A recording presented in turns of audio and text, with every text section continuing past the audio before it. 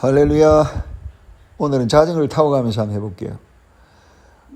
귀국하려고 준비하는 영상 마무리된 것 같은데 조금 아쉬움이 남아서 한 편 더 해봅니다. 뭐냐면 제가 왜 세상에 관심이 있느냐 여러분들 궁금하실 것 같았어요. 중국 감옥에 있는 동안에 저녁에 9시인가 내 시간 정확하게 모르겠습니다만 식사 마치고 전부 다 딱 CC 카메라를 다 보고 있으니까 텔레비를 시청을 해야 돼요. 바른 자세에 딱 앉아가지고 도의를 해서 그래 그때 이제 세상 뉴스 이걸 억지로 보게 되는 거예요. 중국말로 되는 중국 텔레비를. 거기 보니까 말이에요. 광화문에 촛불을 들고 엄청난 군중이 모여서 박근혜 대통령을 탄핵하는 그런 내용이에요.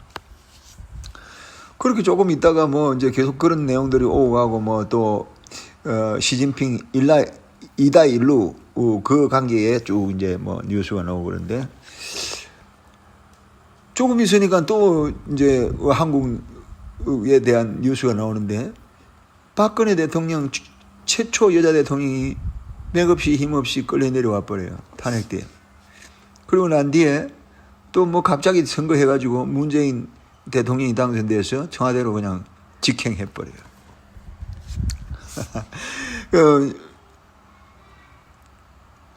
급격한 변화가 제 감옥에 있는 동안에 그래서 뉴스 대충 볼 수도 있는데 우리나라 뉴스가 집중 나오니까 그때부터 이제 세상에 제가 눈을 뜬 거예요. 그래서 귀국할 때 제가 김해공항 추방돼서 김해공항으로 제가 딱 들어오니까 공항 출국관리사무소에서 저를 따로 면담을 하는데 참 선생님 사모님도 얼마 전에 이렇게 해서 귀국했다는 걸 알고 있더라고요. 그러면서 수고하셨다면서 그냥 가시면 됩니다 이러더라고요. 그래서 이제 나와가지고 우리 손녀들하고 딸하고 아내하고 같이 다 이제 가족이 공항 부근에서 식사를 했을 거예요. 그리고 그날 저녁에 부산역 광장에서 구국 기도회 집회가 있어요. 그 길을 집에도 안 가고 바로 참석했습니다. 10년 사역 중에 8개월 옥살이하고 추방돼서 나와서 처음 한국에 귀국해서 간 데가 거기입니다. 구국 기도회 타이틀이 맞는지는 모릅니다. 거기 가니까 강사로 오신 분이 뭐라고 말씀하시느냐 하면 우리나라 기독교 교인 안에 30%가 넘는 작용화된 공산주의 사상에 물들어 있는 그런 교인이 있다는 거예요. 나 지금도 믿기지 않아요. 하나님의 사람들이 어떻게 하고 싶은 말이 많은데 또 그건 빼야 될 것 같아요. 그건 안 하겠습니다. 왜냐하면 공산주의라도 정말 종교 자유가 있는 그런 데 같으면 내가 말하죠. 이런 말 할 필요도 없죠. 어쨌든 그걸 듣고는 제가 깜짝 놀랐습니다. 그리고 이제 그동안에 또 어려움도 있었고 해서 이제 집에서 좀 쉬고 있는데 계속 이제 뉴스에 관심을 갖고 이래 보니까 대통령 되고 난 뒤에 급격하게 급물살처럼 타고 오는 게 곧 통일이 될 것 같고 금방 남북이 하나가 돼서 통일된 대한민국이 눈앞에 바로 와가 있는 것처럼 그렇게 보이더라고요. 그러는 중에 무슨 말이 나오느냐면은 종전협정, 평화협정 종전선언입니까? 뭡니까? 내가 자세히 어느 단어를 써야 되는지 모르겠어요.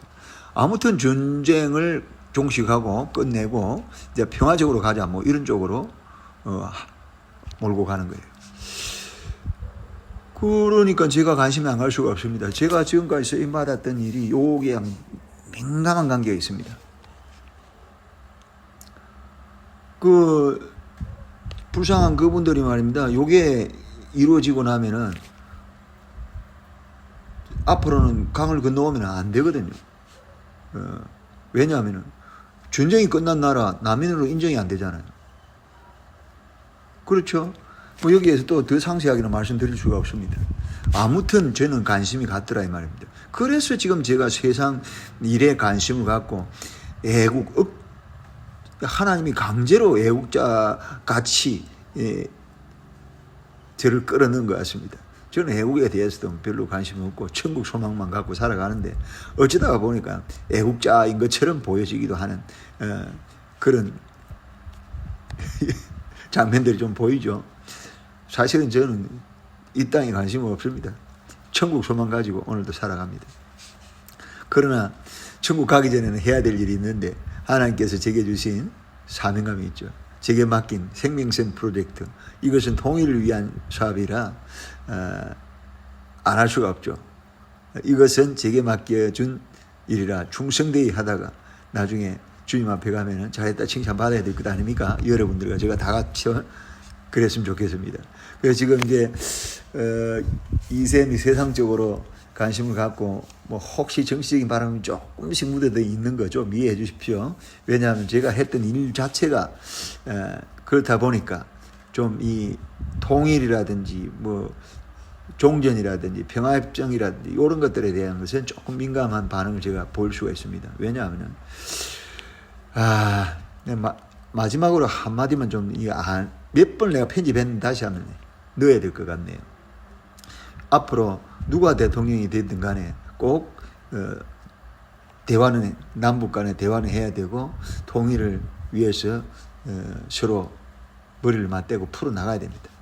근데 먼저 상대를 좀 인정하고 대화에 임했으면 좋겠습니다. 뭐냐면은 우리와 대화 상대는 협상의 상대는 미국과 협상 상대의 책임자는 할아버지 때부터 책임을 갖고 앞으로 언제까지인지 모르지만 계속 이어져 나가는 정권입니다.